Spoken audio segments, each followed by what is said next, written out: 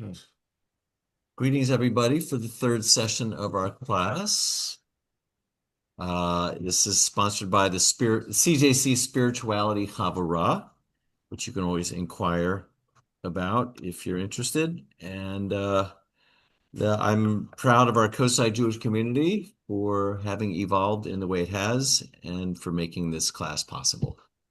All right, I do want to mention first, before I dive into the subject of the mystical dimensions of God's ineffable name, I do want to mention that we're planning a trip to Israel in October of 2026, if anybody's interested. Wow. Vaughn knows about this, and Laura, who's on the Zoom call, is also involved in the planning. So inquire if you're interested. I'll probably have more to share about it throughout the year.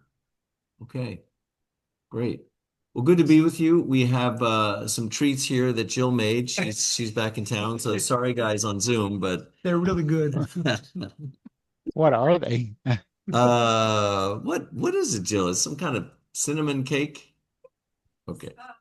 Actually, like it's a blondie, brownie and a blondie. Yeah. It's like a cinnamon blondie. I'm getting that evaporated milk thing. We need the technology to send it over to Zoom. Send me your address. I'll send you a care package. I would be most appreciative.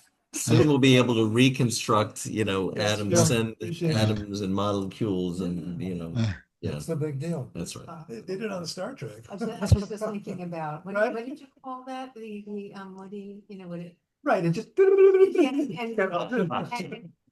Pearl grade tea. To be honest, if we could do Yeah, that, it was I would hot, and it just, tasted good. Uh-oh, I couldn't hear you, Laura. Say it again. okay. So if we could do all that, I would rather just beam over and hang out with you guys for the next couple hours and then I could come back. Right. You're kind of beamed over right now. Yeah. That's Yeah, pretty cool. just think. I mean, 3 decades ago, we would never have been able to do this, right? It's true. 4 years That's ago. right. 4 years ago, we wouldn't have been able to do this. Before 2020, 5 years Right, ago. right. All right. So Unless you were a fancy corporation. Yeah. okay. So talking about miracles. Yes. Okay. So this was a 3-part series. I wanted to talk about the name in world religions in the first part and talk about the name in Judaism in the second part. I wasn't 100% sure what I was going to talk about in the third part, but I knew it was going to have something to do with the culmination of this practice that I was describing, or of Jewish spiritual practice in general. And it had something to do with the concept of Devekut. But as I have been reflecting more on what it was that I really wanted to try to zero in on in this session, it is this basic question. I was aware from my studies in Hinduism and Buddhism that there are some remarkable human beings that have achieved some state of, whether you call it enlightenment or nirvana or self-awakening or self-realization. Ramana Maharshi, and I have a few books about him here, a great sage in India who died in 1950. There are many throughout history. He's one of many, but I would say he was an awakened being. And I came to understand what that meant, having really immersed myself in Hindu culture and religion and spirituality and different mystical and non-dual traditions. So I came to understand what it means for a human being to be in some kind of awakened state. Now, my question was, are there examples of that in Judaism? And I would say yes, in many different ways. But how does that kind of awakening manifest itself in Jewish tradition? And if it were to manifest itself here in our little coastside Jewish community, what would that look like? So it reminds me of a story I've told before. It was during a High Holy Day sermon a few years ago. So tell me if this sounds familiar. You might have heard it before. And you know what? My dogs. Popping away, but Fine, Yeah. they're quiet, they're. Yeah. Don't poke bear, don't poke dog. okay. So once upon a time, there was a failing monastery. It was falling apart. It was way out in the country somewhere. I don't know. It was, in Europe. I would imagine it there. And it was being, looked after by three maybe Franciscan monks. Do you know this story? And it had been around a long time. They were aging, and there didn't seem to be much future for this little spiritual community they had in this little monastery. And but one thing they had was a hermitage off on the property somewhere, and there was a rabbi who would come to visit once a year and stay there. And they became friendly over the years. And when he was there one time, one of the head monks, let's say it's Father John, went to see him, and they were chatting, and Father John confided in this rabbi and said, I worry about our future because there's not much going on here, and no one's interested in visiting, and I don't know what else to do. Do you have any advice? You're the rabbi of a community. What would you recommend? Do you remember the story, Vaughn? I remember you telling it, but I don't remember what's gonna happen. Okay. Tell the story. So the rabbi said, I can't really give much kind of, communal advice or management advice, but there's one thing I know. One of you is the Messiah. You know this one? Yeah. That's all I can tell you. So Father John said, "Okay, thanks. That's interesting. Okay, wasn't what I was expecting or hoping for, but there you have it." So he went back and was chatting with his colleagues there and the monk, his fellow monks, and he said that this was a very curious piece of advice that this rabbi gave, that one of us is the Messiah. And they asked him, "Well, did he say who?" He said, "No, he just said one of us." He was very vague about it. So they were, they thought, ha, they laughed it off, that's a ridiculous thing. And that was that. But over the next couple of days, each one of them were pondering in their own way, that was a very curious statement. What did he mean? And could it have been me that he was thinking? That I was the Messiah? Or maybe it was Brother John or Brother Peter? I don't know. And each one was wondering if it was him or if it was one of the others. And just in case it was one of the others, they were being exceptionally kind to each other and respectful and there seemed to be kind of a reverence, like, I thought I knew who you were, but maybe you're not just the person I thought you were. Maybe you are the Messiah. How would I know? And so over time, that began to have an effect on their relationship to one another. They seemed to be uh, more peaceful and respectful, and there seemed to be a vibe that visitors noticed as well. And within some period of time, maybe it was a year, 2, 3 years, the whole atmosphere, the ambiance of the place had been transformed. And there were lots of people coming to visit now because they wanted to just be around that vibe, and they would help out and volunteer, and the place started looking really nice, and it just seemed to become revitalized. So that's a very interesting story. And I add kind of a little bit more of a Jewish twist on that. Yes. So instead of the Messiah, we've all heard about the Lamed Vavs, the Yes. 36 righteous people. Well, maybe we haven't all. Yes. Okay. And because it's also related to Hanukkah.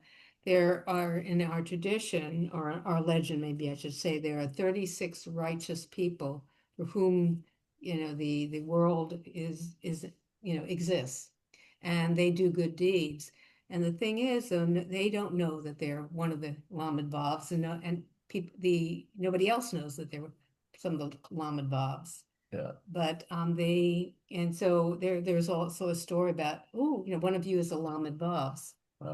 But you also, when I was just reading a Hanukkah poem, and the author was reminding me that there are 36 Hanukkah candles that we light. And so if you kind of think of that also like the Lamed Vavs, that each candle could be like a Lamed Vav, a good deed. That's a good addition to the story that's rooted in Jewish tradition. There's 36 in each generation. I see. And their merit sustains the world, no matter how bad things get. If those 36 are present, there's reason for the world to exist in every generation. Wow. Wow. I have a slightly more pragmatic but Jewish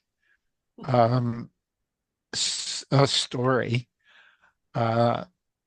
which involves the Dalai Lama and Rabbi Moshe. Maybe you can tell me whether this is accurate or not, but when he went to India, he then traveled to the United States and met with many rabbis and Jewish leaders to inquire about how the Jewish people lasted in diaspora for so many thousands of years. And the answer that he was given for this age was run summer camps. And for the kids, which has been a way of bringing Judaism and the Jewish spirit to so many kids, our kids included. Oh, wait a minute. The Dalai Lama told that to the Jews? The Jews. No, the Jews told that to the Dalai Lama about one of the strategies that has helped them preserve Jewish community and the commitment to Judaism going forward.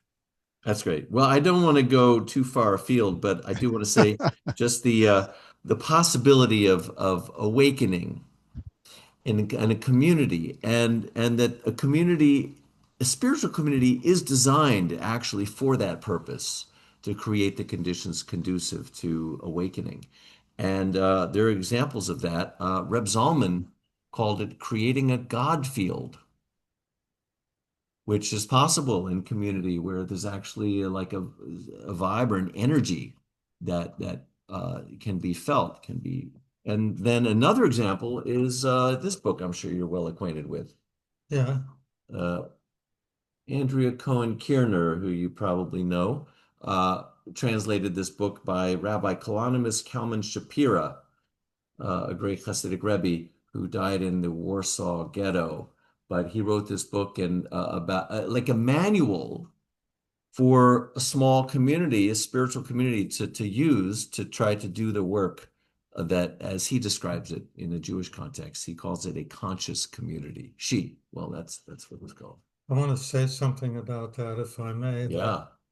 Back in the day when Wendy and I were in the Aquarian Minyan in Berkeley, and rabbis Nadia and Victor came to be our rabbis, this was their model. And they aspired to take us, who were all fighting with each other, to create, to use what's his name, the Piazetzner Rebbe, the Piazetzner Rebbe taught in the Warsaw Ghetto about holy community. They called it holy community. And it was a very beautiful thing. We wrestled with his ideas for many years. Wow. Yeah. We still fought. And we still are. Yeah, we haven't solved anything yet. Well, I'd like to say that it's still possible to do that. And I'd like to say that, and I'm really happy to say that I believe CJC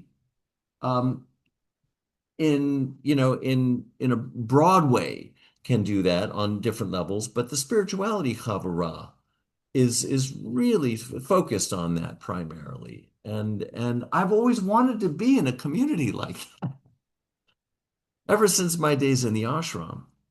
And so I'm glad to say I believe I found my way here. And if it's all right to say, Ari and Wendy said they might be willing to be the co-facilitators of the spirituality Chavurah, at least on a trial basis, which I think we've agreed we're going to do it until Pesach, and then we'll see if we still want to do it together. great. It's a deal. No, Purim, right? Excuse me, Purim. Yeah, okay. So anyway, that's those were my thoughts about how I wanted to tie up this series to say that there is a very practical outcome that I had in mind, and that I think it involves creating neural pathways and social pathways to being able to live in an awakened state, which I associate with the Hebrew concept of Devekut. And if you want to know what Devekut is, that's a wonderful it's a process of inquiry into what that is exactly to understand it in its subtle ways. But just by to give an example about subtle energy, have you ever seen my energy ball? You've seen me use this before, right? Okay, energy ball. It's just a little thing you can buy from a catalog, a science catalog. So there are two electrodes on this ball. So you have to connect them for it has a little light and it makes a little sound when the electrodes are connected. You can correct them. The current will travel through my finger, through my body to my other finger. Oh, wow. So when I touch the other electrode, the electricity will. Ooh. But now, and I didn't feel it, but it's there. Now, it's even there if I were to touch your finger and you were to touch that.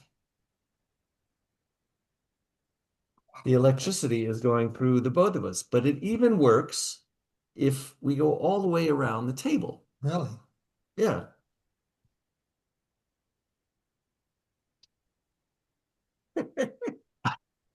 I love that it doesn't like dissolve at all. It's still the same strength. It didn't get any quieter, the light didn't get any fainter, That's true.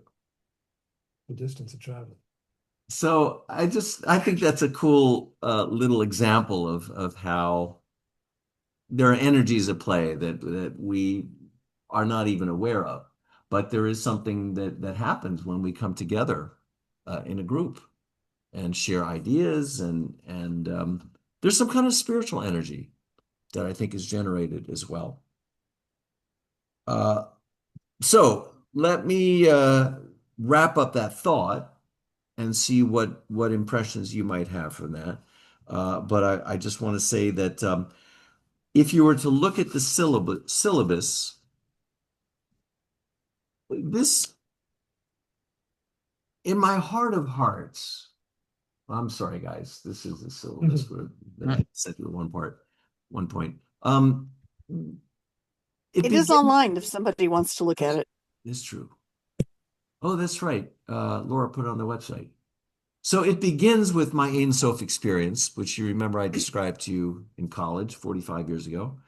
And it took me through Pardes and wisdom literature, non-dual wisdom, the practice of yoga, encountering saints and sages, learning the practice of a mantra, experiencing states of meditation, samadhi.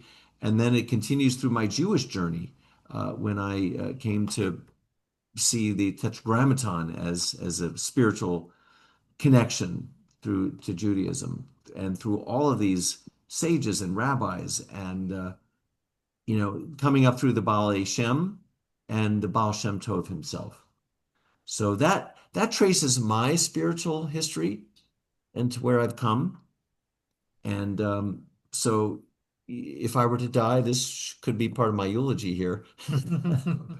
But if I were to try to sum up my life's work and ambitions. I believe I would want at least a small group like this to know that what was important to me was to be either an Eved Hashem or a Baal Shem. An Eved Hashem is a servant of God or a servant of the name, and a Baal Shem is a master of the name. Uh, and I wouldn't be chutzpahdik enough to say that I'm a master, but I am a servant and a practitioner, and that I hope after a lifetime of serious practice that I might be considered at least a serious practitioner. And I hope even one day to be a Baal Shem Tov, but not, I could never aspire to be the Baal Shem Tov. He's singular. So that pretty much wraps up my thoughts for this whole series, and I'd be really interested in hearing your reactions. Do you suppose the Baal Shem Tov thought of himself as Baal Shem Tov? I think a sage might know that he's a sage, he or she, but it's not really that important. It's not it doesn't feel like an achievement. It's more like it's an aspiring a state directed toward the other, I think. There's no self in that experience. Does that answer your question? Mm-hmm. Any other reactions? When you were asking about enlightened beings in our tradition, and then you were saying about the Lamed Vav Tzadikim. Yeah. I was thinking of this story of Reb Zusha. There's kind of another path in our tradition. The chief disciple of the holy Baal Shem Tov was the Mezritcher Magid, and he was the Rebbe of lots of people who then became the Hasidic masters. So the story goes, one day a couple of his students, a couple of his Hasidim, come up to the Mezritcher Magid, and they ask him a question. I forget what the question is. Do you remember it? Anyway, Suffering. It had to do with suffering. they ask him, oh, okay, oh yeah, that's right. Here's the question. On the one hand, it says that I'm supposed to be thanking God no matter what. No matter what. It should be the same in good times and bad times. But on the other hand, how is that possible for a human being? I can thank God in the same way when everything's good, and the same way when everything is awful and people around me are suffering. How can someone do that? So the Mezritcher Magid says, go and ask Reb Zusha. Now, Reb Zusha was the humblest of men. He lived in a little hut way, way at the edge of town, on the edge of the forest, and he had practically nothing. And no one thought of him as a great sage. But they knew that he had suffered. He dealt with a lot of hardships in his life. He dealt with a lot of hardships in his life. So they said, go ask him. So the two Hasidim, they walked to the edge of the forest, where no one else is living. And there's Reb Zusha in his little hut. He welcomes them in. What can I do for you? And they tell him their question. We asked the holy Mezritcher Magid, what's it like to thank God the same when there's suffering and when there's good times? Reb Zusha thinks about that, and he said, he made a mistake. And they said, what? The holy Mezritcher Magid made a mistake? And he said, yeah. Zusha's never known any hard times. Think about that. Zusha has never known any hard times. It's another definition of an enlightened being. That's right. That's right. So my thesis is that that is that is a possible, uh, especially in community. That's really the purpose of communities, spiritual communities. And I think we have one now, and we are its members. And I think it's a wonderful. I think there can be a meeting of the minds, and I have to ask, what is it that we share in common that it makes us unique as a group? It's not just that we decided to call ourselves a club, you know, but that there's some understanding that we share that's connected to these concepts that we've been discussing, that's connected to our own aspirations and experiences, and that it has a spiritual basis, and it's rooted not just in Jewish tradition but also in other uh, wisdom traditions and non-dual traditions. And so that's something really deep that we share in common, and that we share in common with other practitioners in other communities around the world. Any reactions to that?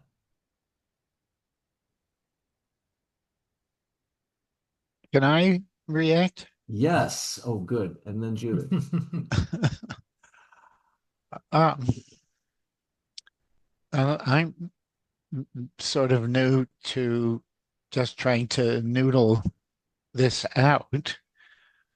Um, and my sense of Judaism and the liturgy, the way we conduct our services, the holidays, they're a kind of a vehicle or platform or artificial structure that are aiming at creating this spiritual kind of experience. It's like we're going to get there if we go through the service from beginning to end, and then there's another side to it which is so delicious, which are the stories. Like the one you told, Reb Moshe, like the one RA you told, where it is sort of the morality or ethics of it hits you between the eyes. Um, and that's not a structure, or maybe it is a structure, but it's a vehicle somehow for getting us to some sense of a spirituality. Um, and I guess we're just grasping for the tools or the resources or the pathway uh, to growing into this kind of experience or self realization or competence. Beautifully said, Nelson. But I just want to say that we're not grasping in the dark, because there are paths and tools that are available to us. And that you use the word structure, and I use that word too. I often say that there are structures in consciousness.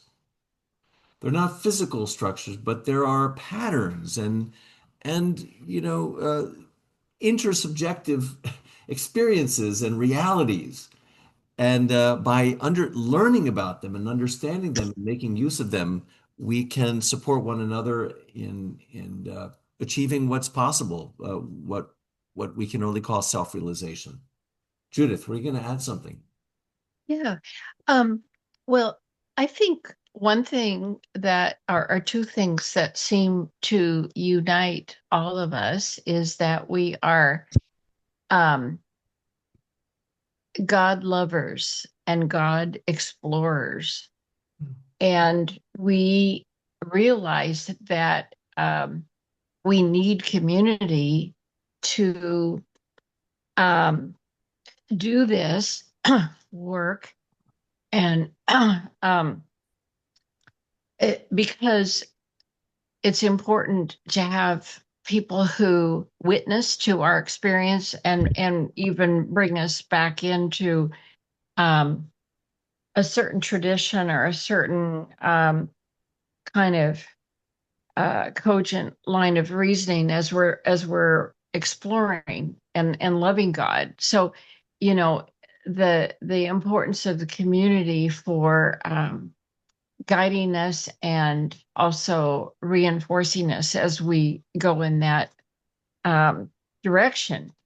I was really interested in what Nilsson said about camps, because I've been doing a project with 8 Methodist churches in the East Bay, where I've been training youth and young adults how to interview elders about their faith journeys. And so I've been listening to all these transcripts and editing them for a booklet. And just today, one of the a 95-year-old elder was talking about the importance of his experience in camp. And it resonated with me because my experience at church camp when I was like in 8th grade was so formative, so important.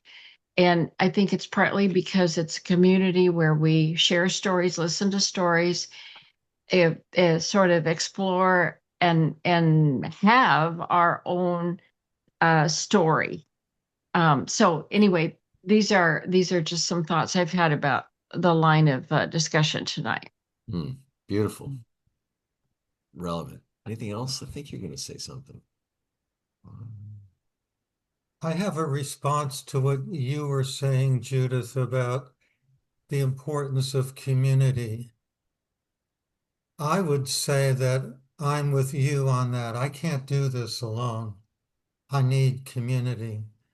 I don't know about the rest of you, but especially, at times like this where so much in our world is falling apart. And I'm thinking about, in our tradition, right, in order to pray, you need a minyan, you need 10 people.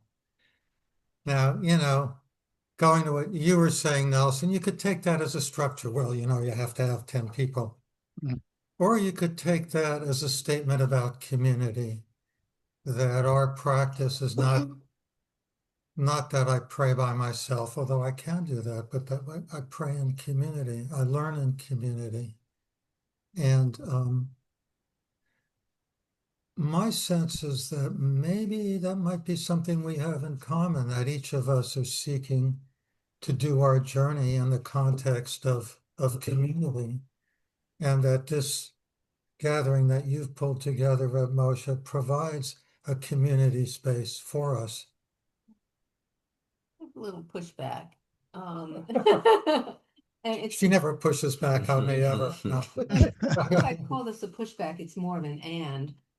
So yes, Judaism is a very communal religion, but there are times we can't be in community, if we're sick or, other things that we can't get to community. So we also need the tools on how to connect when we don't have physical community. So we need both, True.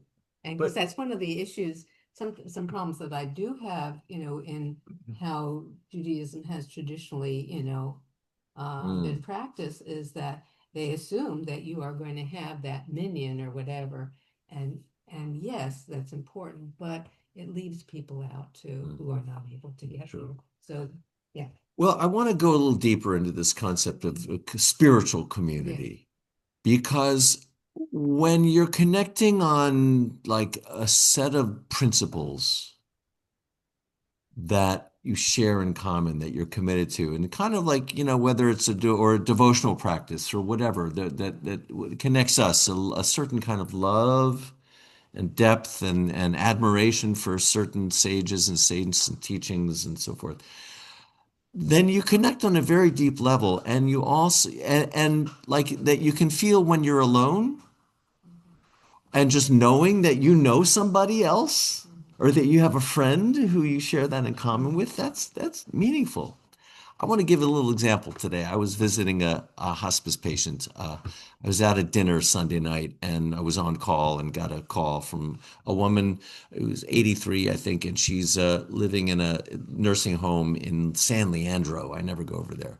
So, and according to the call, that she was depressed and she was, done and just really depressed. They said, she might appreciate a call or visit from a chaplain.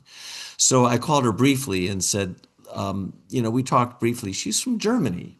Interesting. She's not Jewish, although she doesn't. Who knows? She might be. She said, if I was Jewish, my father would have never wanted me to know that. But I told her that I would go to see her, and I finally went to see her today and this afternoon, and we had a nice talk. But it's not practical for me to go see her on a regular basis. But this is really interesting. She brought out from this little box she kept by her side a prayer book, a Baha'i prayer book. And I remember hearing from her sister, I'd spoken to her sister briefly. She had converted to her, she'd become Baha'i at some point. And I also have a deep affinity for the Baha'i faith, and I had a prayer book. I still have a Baha'i prayer book, but one that I had, it was very special to me that I could tell you about another time. But she brought it out, and I had her read a prayer from it, and it was beautiful, and I felt like I connected really deeply with her. And that even if I might not be able to go see her, just having established that connection was important to me, and I suspect it was for her as well. So that's what I talk about. When I talk about spiritual community, we're connected with other people we know who live out there, but also with people we know who we can see and be with from time to time. Any other thoughts?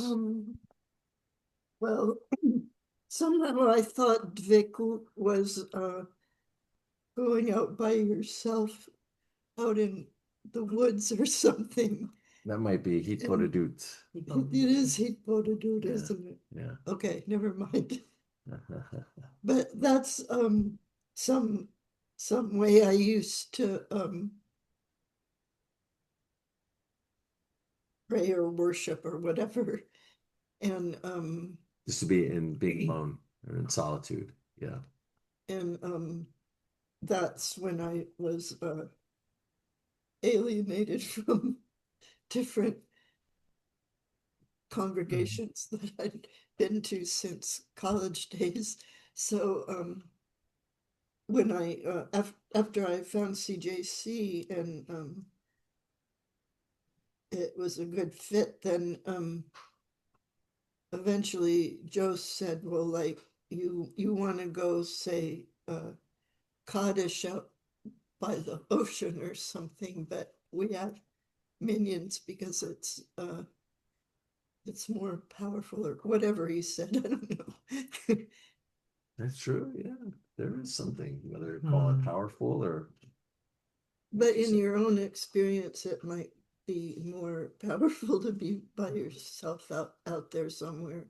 You're reminding me of my friend Elias Sukkot, who he was a hippie artist during the 60s when we were doing the House of Love and Prayer, and then he went to Israel and he became a Hasid, right, super religious. And you mentioned Hitbodedut, and Reb Nachman said to his Hasidim, you got to do that. And so what they do is every night, and this is my friend, who is my age, every night he goes wandering in the forest by himself, spends the whole night in the forest, and Hitbodedut is talking to God. So whatever language he's using, he's talking to God. But then when the sun rises, all the Hasidim who were wandering in the forest get together at the wall, at the holy wall, and then they pray together in minions.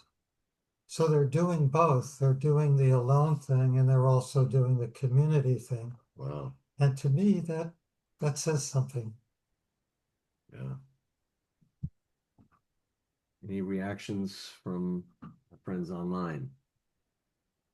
Suzanne, Laura, Nelson, Judith. I'm wondering if each of us has an alone thing that we do, but then also has a community thing that we want to do, whether it's sitting at this table or whatever it is we want to do, that we both have an alone thing and a community thing.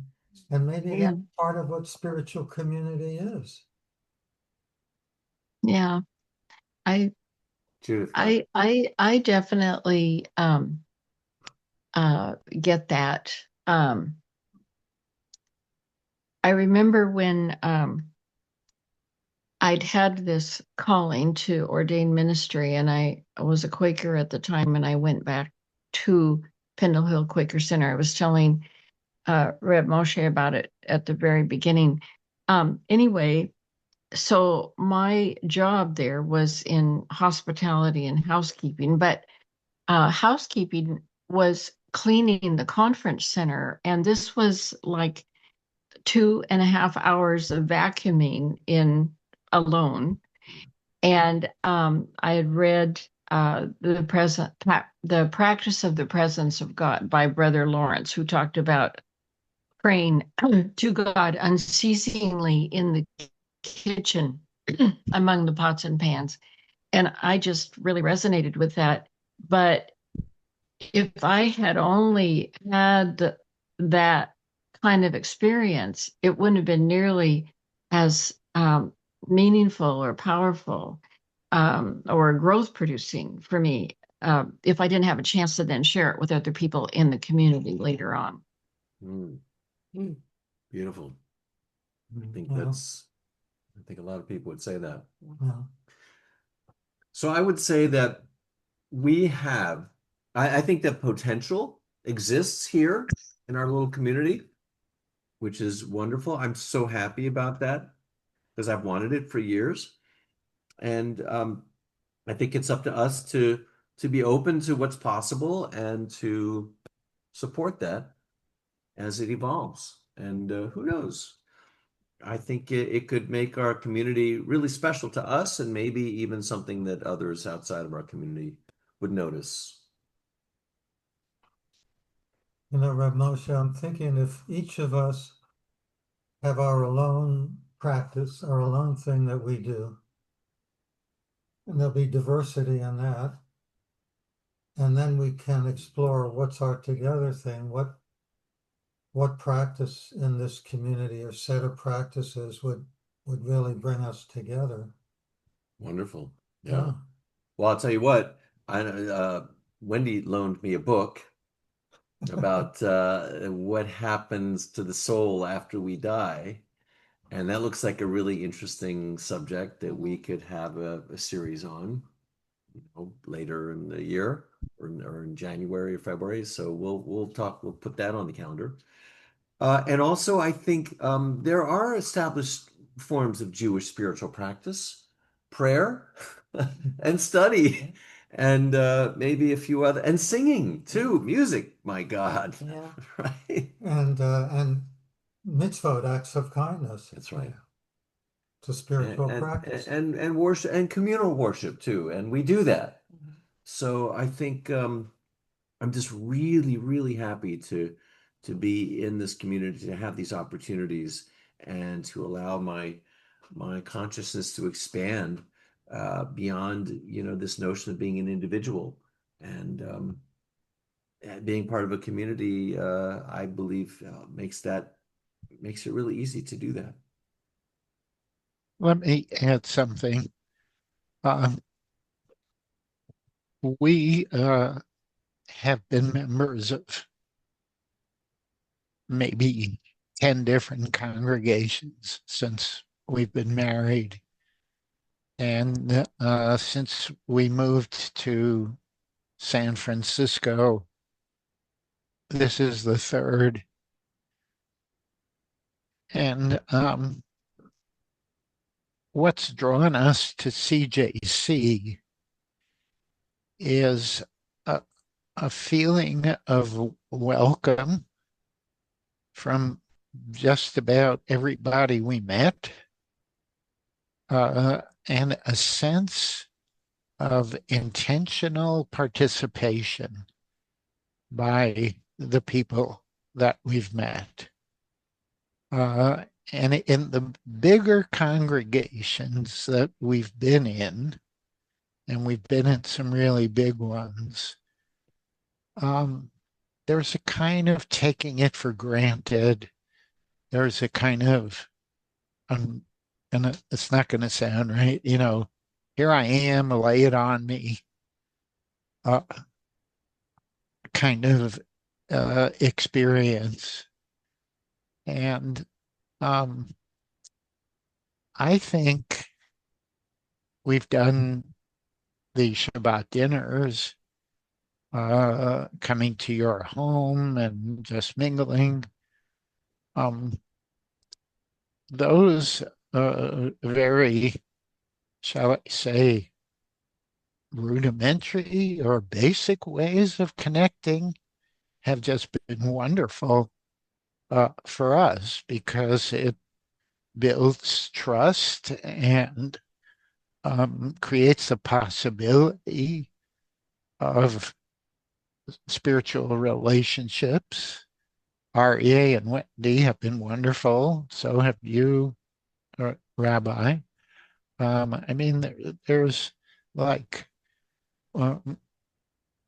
let us feel like we could be a part of this. So to build this kind of community, I think building more of that into it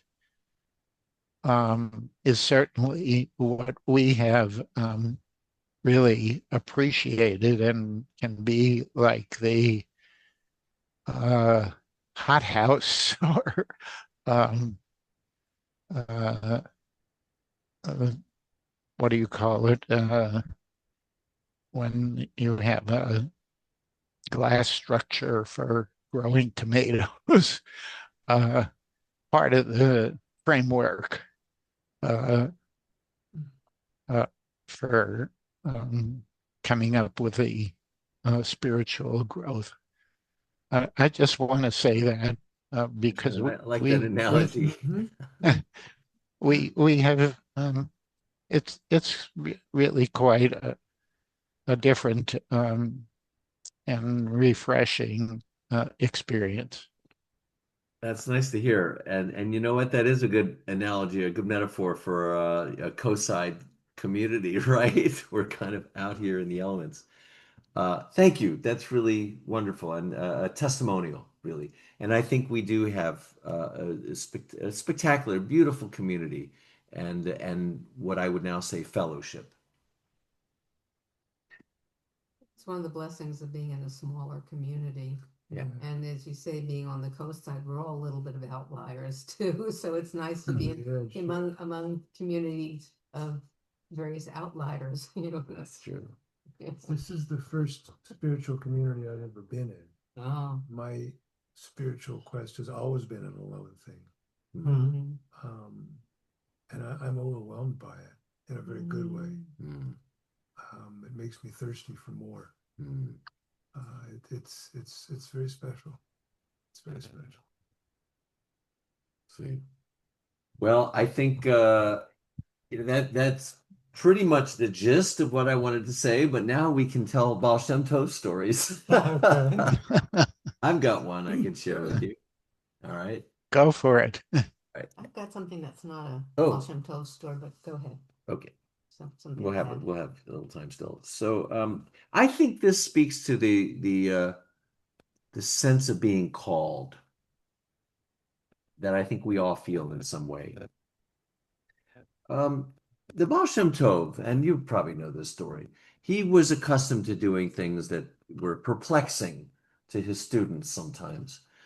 And so there was one such incident when his students, were gathered round. They were, I don't know, it was after Shabbos and there wasn't much going on.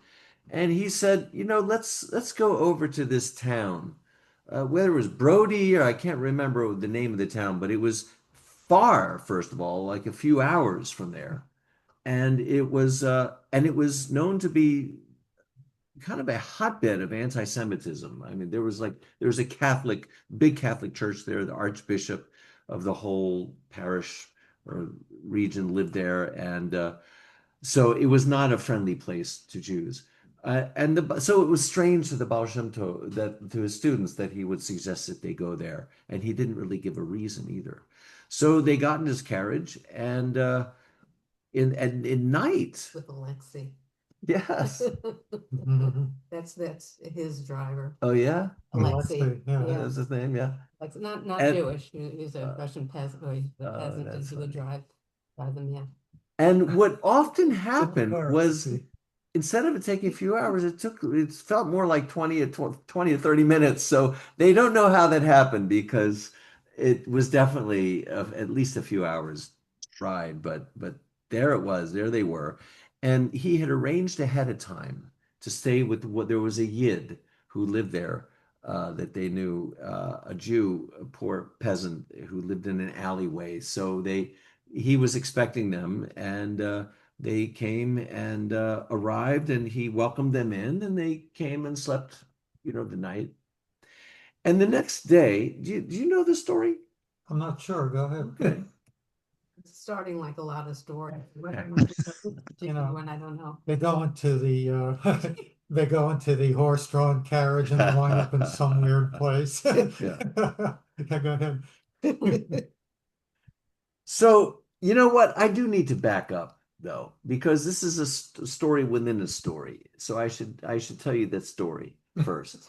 Okay. There was a disciple of a student of the Baal Shem Tov, who, and this was years after the Baal Shem Tov had died, who was pretty well known for making a living, and it was really his vocation to travel around the countryside and to tell stories about the Baal Shem Tov. Some were good at remembering his teachings and they wrote them down, and some were good at remembering the stories. And this is one collection, the Legend of the Baal Shem Tov, by Martin Buber. I mean, so he was an early collector of these stories, but one of the students of the Baal Shem Tov knew dozens, maybe even hundreds of stories, and it was just his thing to go around and tell stories. And so word got round to him that there was somebody who was looking for a story that he had not heard, and that was offering a reward. And he saw this notice, and he thought, oh well, I know a lot of stories. Maybe if I go, maybe I'll happen to know the one he's looking for, and I'll get some reward, because he was pretty poor. And he was tired of traveling around. The Baal Shem Tov had told him, when the Baal Shem Tov died, he told this disciple, I forget his name, sadly, Yitzhak or something, that that would be his dharma, his karma, his mission, his besheret. I don't know what's the word in Yiddish, but that would be Derech. okay. His derech, to go, and his way of life would be to tell stories about the holy community that they were part of, and specifically about their teacher, the Besht. So that's and the Baal Shem Tov, and he asked, Master, how long do I need to do that? And the Besht said, well, you'll know. There will be a time when you'll know that you have achieved your purpose and you can retire from this vocation. Anyway, so he went to see this benefactor, this very wealthy. He was like what was not a like a sir, like there was some kind of a element. He was in the nobility. Yeah, he was like a nobleman. Yeah. In England somewhere, that had a big mansion up on a hill somewhere, and carriage, driver, and everything, servants. So he had made this request. So Yitzhak goes to see him. He finds the address, make the arrangements. He takes the carriage, he's up, and he's come from such a long distance that his host welcomes him to stay for Shabbos. So he says a very generous offer. So he'll have lots of time to tell stories. So they sit down for dinner, and so once they get acquainted, he says, so, tell me a story. There's a story I haven't heard, but maybe you know it. It's kind of like this, and and Yitzhak suddenly forgets like all the stories he's known. His mind goes blank. And I know what that's like. and he's really frustrated and embarrassed, really. And his host is very gracious, says, don't worry about it. Listen, you've traveled a long way. You must be exhausted. It's late at Shabbos. Finish up, we'll finish the prayers, and then, you'll wake up fresh in the morning and I'm sure it'll come to you. So he wakes up the next day, though, and his mind is a blank. He's just in a daze, or he doesn't know what's wrong. Maybe he ate something and he doesn't know, but he can't think of a single story. And his host is very gracious, but you can tell he's losing his patience. And finally, by the afternoon, Yitzhak says, thank you, thank you, thank you. I can't, I'm leaving now. I'm not feeling well, and I'm sorry to have wasted your time. And he gets in the carriage and he's heading downhill. And just as he reaches the bottom, Mhm. this one story comes to his mind. And he feels so, I don't know if he's embarrassed or compelled or feels a sense of destiny or what, but he says, I've got to go back and tell him this story. For some reason, this is the one that came to me. So the driver takes him back up, and the host is very surprised to see him again. Why are you here? He says, please, there's one story I remember now that I should tell you. And so he welcomes it in. So they sit down. And so he tells a story about how the Baal Shem Tov has these occurrences, and this is what happened. And they ended up in this town, this very anti-Semitic town. But here's the rest of that story. So in the morning, this servant, this very young servant, to go fetch the bishop of the city or the region and bring him back. And he thought it was very, very strange because, why would someone so important want anything to do with a yid, a peasant? And so, but the Baal Shem Tov insisted. So he went. It turned out there was a big thing happening in the center of town. There were all the dignitaries were there, a huge public gathering. And he finds his way around. He's asking questions. Does anyone know where the bishop is? Yes, he's up on the stage there. He's sitting with these like a dozen other important, you know, people from the church.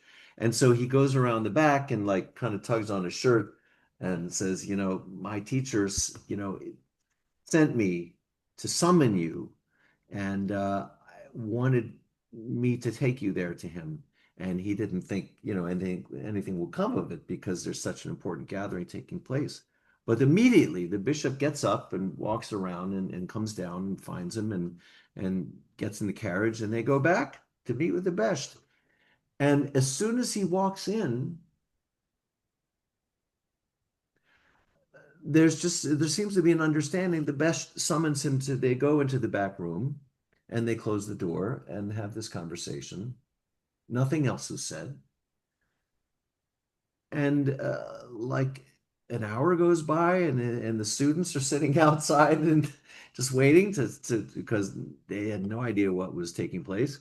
And then another hour goes by and then they come out and they say goodbye and the bishop goes the yid takes him back to where he picked him up and drops him off and that was that. And then they all get back in the carriage and they ride home and that was it. Now, I don't know why I was compelled to tell you that story, but that was the only story I remembered, he said. And that yid that he sent, that servant, that was me when I was like 16 or 17. So that was like, I don't know, 40 years ago, 30 or 40 years ago. So when he finishes telling the story, just, in every detail he could remember, he looked up and he looks at his host, and his host is crying. You know this story? Okay. And he's like totally shocked, like, oh my God, did I say something wrong? And And when the host could kind of catch his breath, he said, I was that man you came to summon. Who's the bishop? I was the bishop then. And I I met a rabbi who told me about myself, told me things that I didn't know about myself that uh, I couldn't believe. And that was the last I saw of him. And I never could figure out who he was or where he came from, how he knew that about me, or how I would ever find him again to thank him. And and it finally was gnawing at me that I felt like I needed to find someone who knew that Rebbe, that teacher.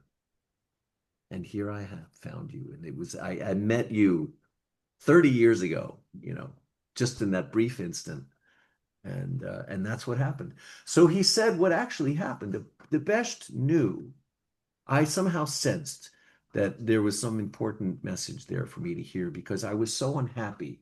I was very successful as a bishop, but I was never happy in the church and was feeling more and more desperate until I met this Rebbe, and he told me that he knew my parents and that I had been abandoned as an infant and adopted by a Catholic family that never told me that I was adopted. So I was raised in this Catholic family and somehow excelled in school, and especially when it came to religious subjects. And I worked my way up or was promoted up through the church to this position of bishop, but I was always very unhappy and never felt at home or comfortable there. And it made sense because then I realized when I met this Rebbe that I was actually born a Jew and that my parents had been killed in a pogrom. And I never knew that, like for the first 40 years of my life, I never knew that. And so it came as a shock to me and it changed my life. So what I ended up retiring from my position as bishop and living a life here as a Jew, but by myself without any community because I just never could find anyone that seemed remotely like this rabbi that I met. And so, thank you for finally bringing me that news. And the storyteller said, "Thank you for helping me to know that my mission, my life's purpose, has been achieved, and that this connection, this tikkun, has been made." Amen. So Moshe, that is a wonderful example of what has made this community special for me. I know that story from reading a book of short stories by the Israeli author S.Y. Agnon. I don't know if I'm saying Really? that right. Shayagna? Yeah, Wow. Really? You've read that story before? it's in a book of his short stories from the perspective of the person looking for somebody to, like, always bringing storytellers to his home, looking for that one story, and nobody knows what he's looking for. Wow.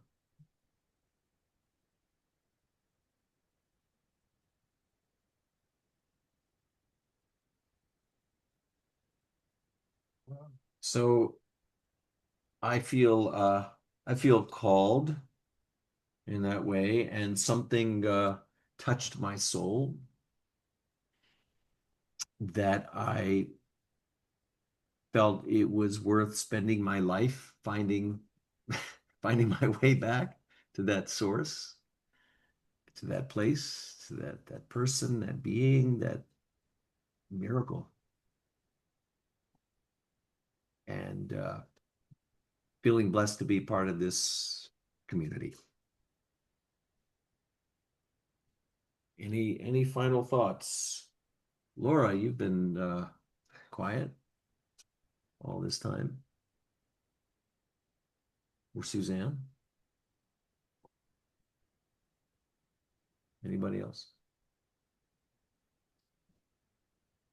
Oh, no, okay. All right. Well, anyway, glad to share my story with you. And we'll send out something in the next few weeks about our next series. Right. Can I ask two questions that aren't exactly on that last theme, but related to this in general, Sure. before we wrap? Um, from what little I've heard about Jewish mysticism and the Zohar, it was considered to be strictly off limits to women and people, men younger than a certain age. It was like True. dangerous. True. Can you say something about that? Sure. Kabbalah was always the more esoteric side of Judaism, but it became really problematic in the 17th century when there was a false messiah named Shabbatai Tzvi. And that caused a lot of chaos and pain and hardship in the Jewish community. So after that, they said no more dabbling with Kabbalah unless you're a Torah scholar who's married and established and at least 40 years old and just really grounded in Jewish tradition. That way, just to protect, the student from going off the deep end and the community from, following someone who, had delusions of grandeur or other delusions of sorts. So anyway, did that sum it up, you think? Yeah, I would add one more thing to it. You said you had to be, I thought it was over 30, but maybe it's over 40 and etc. But there's one more thing, and that is Kabbalah. What does it mean? It means lekabel, to receive. Um, you can't become a Kabbalist by reading a book. You have to receive it from a teacher. And it's passed on to generation. We used to, and traditionally, Kabbalists didn't sort of get up on a platform and say, hey, everybody, come on and listen to me. I'm a Kabbalist. It was quiet. It was one-on-one.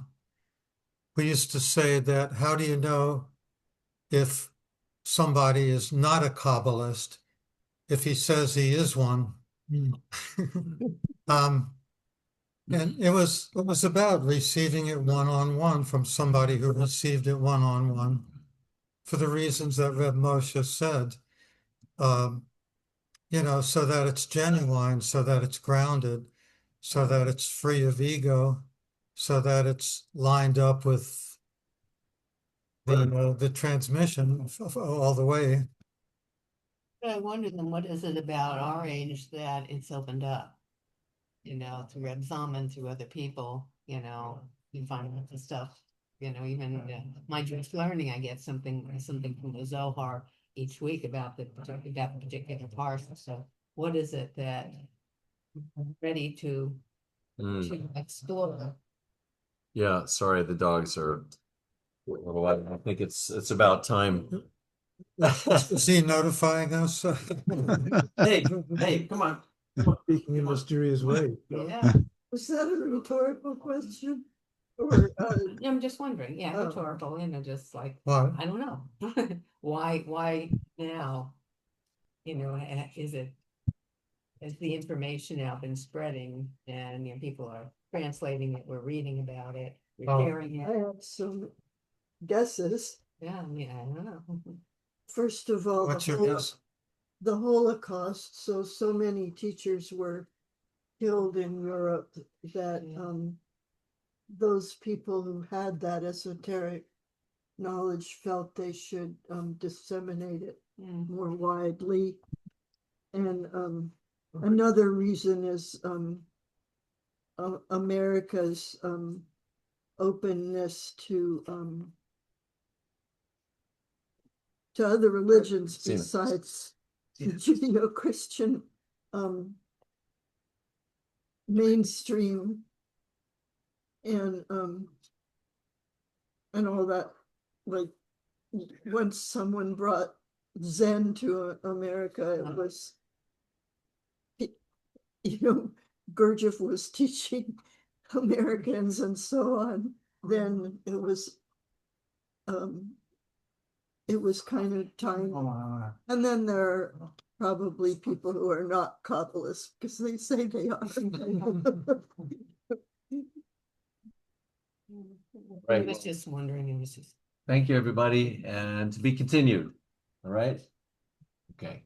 Good night, Joe. Be well, good night. Thank you. Good night, everyone. Good night. Good night. Good night.